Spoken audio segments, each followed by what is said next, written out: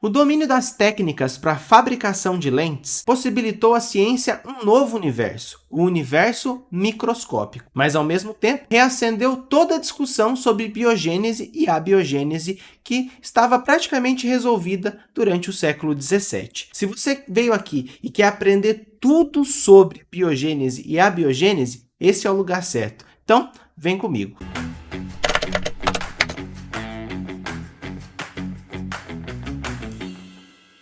Olá, seja bem-vindo ao canal Biologia Fácil. Eu sou o professor Maurílio Bergamo e na aula de hoje nós vamos trabalhar o conceito de abiogênese e de biogênese. Essa é a primeira aula do módulo Origem da Vida e Evolução, que é um módulo que vai tratar não só do surgimento da vida no nosso planeta, como também das modificações que o planeta sofreu ao longo do tempo, que permitiram o surgimento da vida, a evolução da vida e também a forma como a ciência estuda e compreende a relação dos seres vivos. Na aula de hoje, nós vamos então trabalhar esses dois conceitos importantes, a abiogênese, que foi amplamente defendida ao longo de muitos séculos relacionados aí à história da ciência, e a biogênese, que é a forma mais moderna de entender como a vida surgiu e também a forma aceita hoje pela comunidade científica como uma explicação não só para o surgimento da vida, mas também para a manutenção da vida aqui no nosso planeta. Então, ao longo da nossa aula de hoje, nós temos a oportunidade de caminhar ao longo da história da ciência e compreender todas essas modificações no pensamento científico que levaram ao estabelecimento do conceito de biogênese e também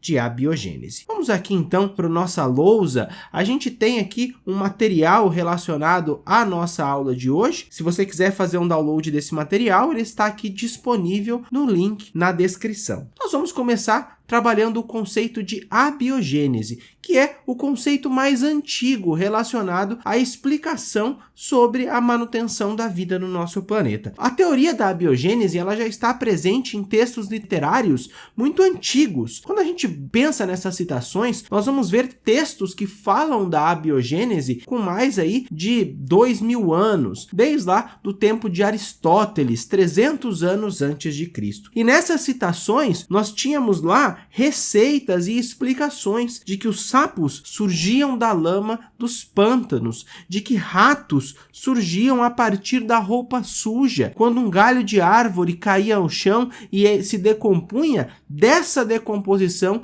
eram originadas sementes que poderiam dar origem a outras plantas. Essa explicação para nós hoje pode não fazer nenhum sentido, mas quando a gente olha para a ciência e para um conhecimento antigo, onde não se conhecia sobre a célula, não se tinha um microscópio, onde a ciência era muito rudimentar, era uma forma empírica de explicar sobre a origem da vida. Quando a gente pensa nessas questões, será que a vida pode surgir da matéria inanimada? E esse foi um dos principais questionamentos que fizeram com que existisse ali um antagonismo no pensamento científico entre aqueles que defendiam a biogênese e aqueles que defendiam a abiogênese. E a ideia da abiogênese durou aí até o século XIX, quando finalmente conseguiu-se aí explicar que a vida segue um padrão biogênico. E ao longo da história, diversos cientistas muito importantes, como por exemplo Aristóteles, René Descartes, Isaac Newton,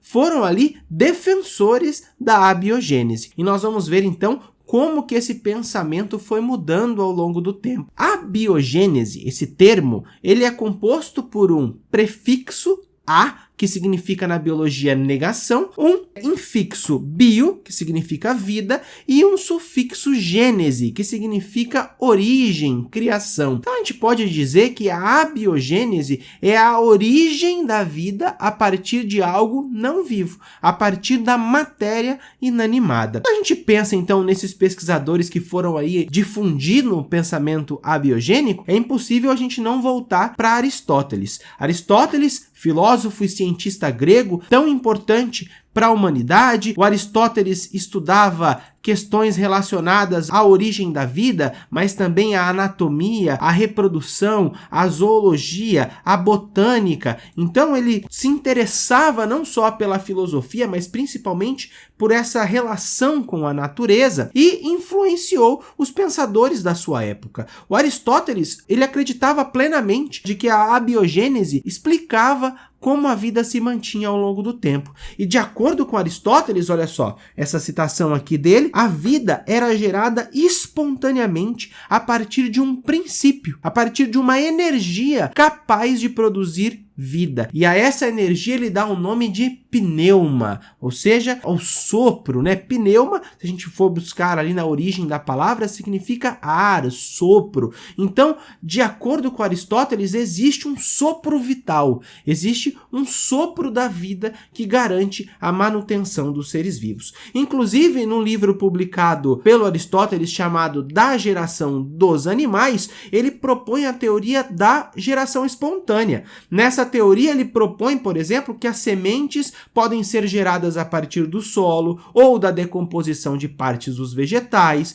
de que os musgos eles eram gerados espontaneamente sob os troncos das árvores, de que esponjas, peixes como tainhas e enguias, pequenos insetos também eram gerados de forma espontânea. E esse pensamento do Aristóteles, ele perdurou durante muito tempo dentro da história da ciência. Se a gente der um salto aqui por volta de 300 anos antes de Cristo, quando Aristóteles pregava essas ideias, até o século XVII, quando a gente tem a figura do Van Helmont, um médico de Bruxelas, na Bélgica, ele escreveu um livro propondo ali receitas, olha só, para a geração espontânea, receitas que geravam seres vivos. E nessas receitas ele propõe um método para criar ratos de forma abiogênica. Ele considera, né, de acordo com essa publicação do Van Helmont, de que se a gente colocar num canto escuro, sossegado e pouco iluminado, camisas sujas e espalhar sobre essa roupa alguns grãos de trigo, o resultado é que, olha só, 21 dias depois de colocar essas roupas sujas nesse lugar escuro, surgiriam ratos sob essas roupas. E isso pode parecer pra gente loucura, mas pro Van Helmont isso era plena verdade. Tanto que ele não considerava de nenhuma maneira de que os ratos poderiam ser atraídos pelo alimento que estava disponível. Para ele, eles só poderiam surgir de forma abiogênica. E esse pensamento segue ao longo da história da ciência até que em 1668, um italiano chamado de Francesco Redi é um dos primeiros cientistas a questionar a abiogênese. E ele faz um experimento que sepulta de vez, a partir dos seus resultados, a ideia abiogênica. Ele prova com esse experimento que a vida só pode surgir a partir de um ser vivente. Como é que ele fez esse experimento? Ele pegou 3 frascos. Nesses frascos, ele colocou um pedaço de carne. Em um dos frascos, ele deixou o frasco aberto. Outro frasco, ele fechou de forma hermética, utilizando ali uma tampa, uma rolha. E em um terceiro frasco, ele colocou uma gaze, uma espécie de tela que cobriria a boca desse frasco. E olha só, nesse primeiro frasco, vamos ampliar aqui, como ele estava aberto, as moscas conseguiam entrar e sair sem nenhum impedimento. E o que elas faziam? Atraídas por essa carne, elas entravam no frasco, colocavam ali os seus ovos sobre essa carne que estava dentro do frasco, e a partir então da colocação desses ovos, alguns dias depois surgiam larvas nesse frasco. Larvas essas que tinham origem nos ovos colocadas pelas moscas. No frasco que era hermeticamente fechado, como não existia contato entre o que estava dentro e o que estava fora, não saía desse frasco sequer o cheiro da carne apodrecendo. Ela escurecia, ela oxidava, ela tinha um aspecto podre, mas não atraía nenhuma mosca porque o frasco estava completamente vedado. E o mais interessante é o frasco coberto por uma tela, por uma gaze. O que acontecia? Como a gaze permitia a passagem dos gases, essa carne, conforme ela ia apodrecendo, o cheiro da carne podre passava por essa gaze e atraía as moscas. E as moscas, atraídas por esse cheiro, colocavam os seus ovos em cima dessa gaze. Consequentemente, alguns dias depois, surgiam larvas sob a gaze que morriam pela falta de alimento. Enquanto as larvas do primeiro pote conseguiam se desenvolver porque conseguiam consumir a carne, as larvas do último pote morriam. O Redi, ele acaba provando de uma vez por todas de que a vida só pode surgir a partir de outro ser vivente. Só que quando a gente pensa que tudo está resolvido em relação à biogênese e abiogênese, dois holandeses inventam uma coisa que vai mudar a ciência dali para frente, que é o microscópio. Em 1591, o Hans Janssen e o Zacharias Janssen, que são pai e filho, fabricantes de lentes de óculos, descobrem que é possível a gente desenvolver lentes especiais que conseguem ampliar aquilo que nós estamos observando. Daí surge o microscópio, que vai se difundir por toda a Europa, revolucionando assim então a ciência. Ao longo do século XVII, surgem pesquisadores como, por exemplo, o Marcello Malpighi, na Itália, que é o descobridor dos túbulos de Malpighi, que fazem parte do sistema excretor de invertebrados, que você deve conhecer. Ou também nós temos a figura do Robert Hooke, que observou a parede celular em lâminas de cortiça. Nós temos também o Jan Schimmerdam, que é um holandês, que foi o primeiro pesquisador a observar os glóbulos vermelhos do sangue. Mas dentre esses pesquisadores relacionados à abiogênese e abiogênese, nós temos o Anton van Leeuwenhoek. O Leeuwenhoek, ele é um holandês comerciante de tecidos e utiliza o microscópio para observar as fibras dos tecidos. E ele se encanta por esse invento e ao longo da sua vida ele vai construir mais de 500 microscópios. O Leeuwenhoek é o primeiro pesquisador a observar um ser vivo microscópico. Ele observa um protozoário, provavelmente uma ameba. Nessa ameba microscópica se descobre que existem seres vivos que não são observados a olho nu. Ele vai dar o nome a esses seres vivos microscópicos de animáculos. A partir daí, a abiogênese começa a ganhar força novamente. O Leeuwenhoek é um ferrenho opositor à teoria da geração espontânea, mas a partir dessas ideias e do conceito de animáculos, essa vertente sobre a origem da vida começa a ganhar força de novo na Europa. No século XVIII, nós temos duas figuras importantes. O Needham, que é um pesquisador inglês super renomado na academia científica, e nós temos o Spallanzani, que é um padre italiano. O Needham, 25 anos após a morte do Leeuwenhoek, tem acesso novamente aos trabalhos do Leeuwenhoek e começa a criticar esses trabalhos, que é impossível que a vida se mantenha de forma biogênica a nível microscópico, de que a nível macroscópico a vida pode até ser biogênica, mas a nível microscópico a vida obedece o caráter abiogênico. E a partir daí, então, no século XVIII, nós temos revivido essa discussão sobre biogênese e abiogênese. Quando a gente pensa no Needham, ele vai fazer um trabalho muito parecido com o trabalho feito pelo Redi, onde ele vai pegar ali alguns frascos e vai colocar dentro desse frasco, em vez de carne, ele vai colocar caldo de carne. Ele vai utilizar mais especificamente caldo de carneiro. Então, o Needham, que é um naturalista inglês super famoso para a época, conduz esse experimento onde ele ferve esse caldo de carneiro, deixa esse caldo esfriar e ainda morno ele tampa esse caldo com uma lâmina de cortiça. Passado alguns dias, ele retira essa rolha de cortiça, pega ali um pouco do conteúdo desse frasco. A partir desse conteúdo, observando no microscópio, ele percebe o surgimento de micro-organismos. E ele volta então a defender a comunidade científica que a nível microscópico os animáculos obedecem à teoria abiogênica. Depois de publicado as ideias de Needham, um padre italiano, chamado de Lazzaro Spallanzani, tem contato com essas ideias, realiza alguns experimentos para comprovar que Needham estava errado. Propõe que as rolhas utilizadas pelo Needham permitiam a entrada de ar, que consequentemente traziam junto, provavelmente, bactérias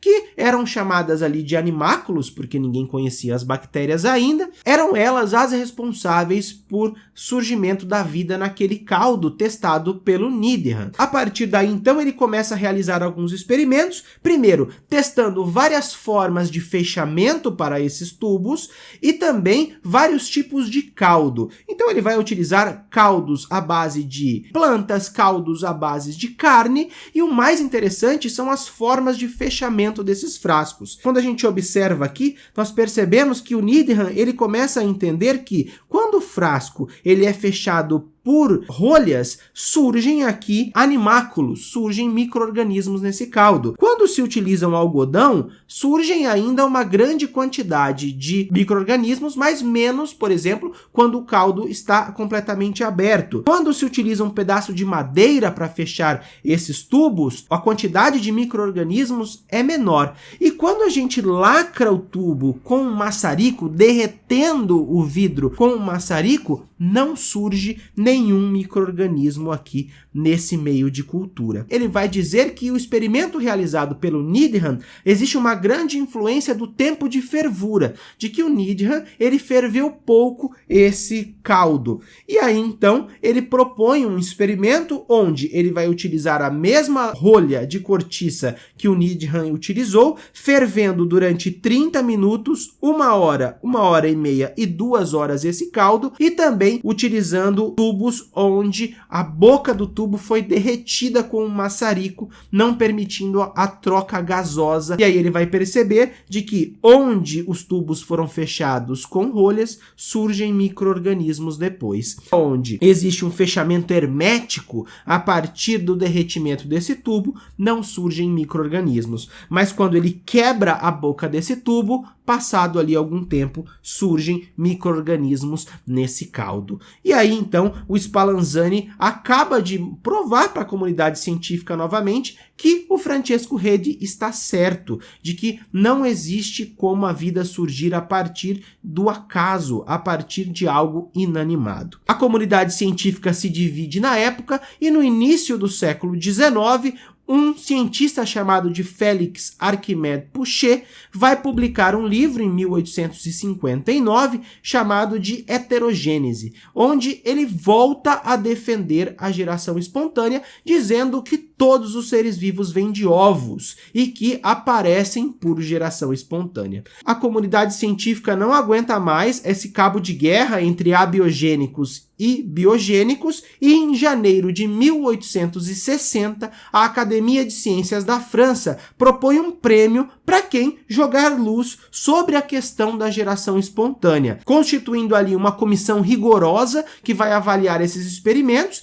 e premiar aquele cientista que conseguir provar que realmente a vida segue o padrão biogênico. E aí nós temos uma figura muito conhecida que é o Louis Pasteur, que entre fevereiro de 1860 e janeiro de 1861 apresenta 5 trabalhos. Esses trabalhos são variações do experimento realizado pelo Spallanzani, trazem ali para a comunidade científica da época resultados robustos que vão de uma vez por todas provar de que a vida não segue o padrão abiogênico, e sim o padrão biogênico. E o principal experimento do Louis Pasteur, ele utiliza esse frasco, que é o chamado de frasco pescoço de cisne, onde ele tem um frasco com um gargalo de vidro bastante longo, que é possível ser dobrado a partir ali do aquecimento com um maçarico. E aí ele realiza o experimento mais famoso sobre a origem da vida, sobre biogênese e abiogênese, que é o experimento do Pasteur, o experimento dos frascos de pescoço de cisne. Ele pega um frasco